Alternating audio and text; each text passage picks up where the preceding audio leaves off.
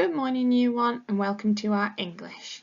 As you can see, we're having a look at Little Red Riding Hood again this week, but this week we're going to be writing our story of Little Red Riding Hood. So we're going to start off today by thinking about the setting for the story. And that's all about where the story happens. So we're going to have a look at a few other settings first and see if we can use some adjectives to describe the setting. So here's the first one, a forest. And we've got 8 words at the bottom there. So what you're going to do in a minute is you're going to choose the words you think describe the forest. If you want to, you could write a sentence to describe the forest. Or you might decide that you've got better words than the ones that are there and you could write those ones down instead. So we'll read through them together first, and then if you pause the video, you can decide which ones describe the forest. So we've got dark, light, scary, windy, peaceful, silent, calm and pretty.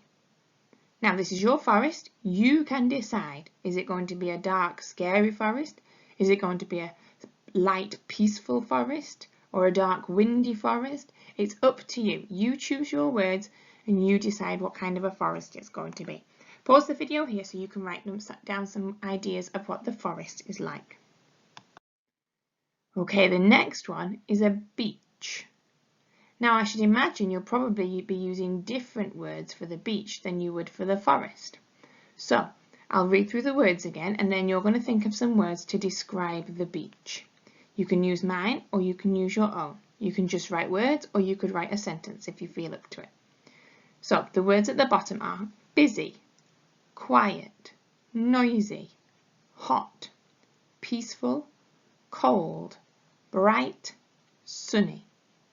Now you can use my picture if you want, or you can think of your own picture of a beach in your head and you decide which words best describe that beach.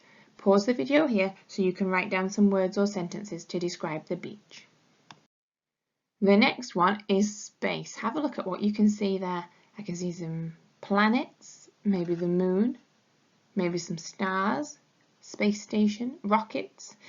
You've got to decide where you are in space and then decide which words you're going to use. I'll read the words out and then pause the video so you can write down the words to describe space. Dark, peaceful, light, silent, scary, calm, windy, pretty. Pause the video here so you can write down your words. Oh, the next one is a haunted house. Which words will you use to describe the haunted house?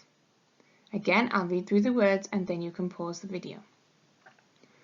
Dark, peaceful, light, silent, scary, calm, windy, pretty. Pause the video here so you can write down the words to describe the haunted house.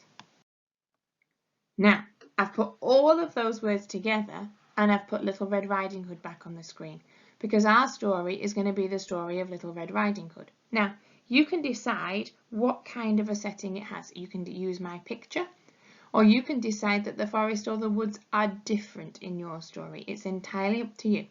But you need to choose the words that will describe the setting for Little Red Riding Hood. So they're all the same words again. I won't read them again. You pause the video here and check which words you would like to use to describe the setting for Little Red Riding Hood. Now, your job for today, we've had to think about all the different words to describe the different settings, but your job today is a little bit different to that.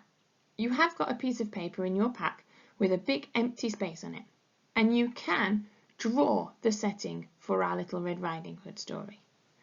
But you might decide you don't want to do that, so I've put some other options. You could make something to show me the story setting for Little Red Riding Hood. You could build me something to show me the story setting of Little Red Riding Hood. It's up to you how you do it, but I need a setting for your story. So draw it, make it, build it, it's up to you. But you will need it for tomorrow's session. So however you do it, take a photograph, share it on Facebook, email it to me, show me the fabulous work that you've been doing because we're desperate to see what you're getting up to at home. And then we'll need to use that tomorrow. Have fun with this, guys. Bye.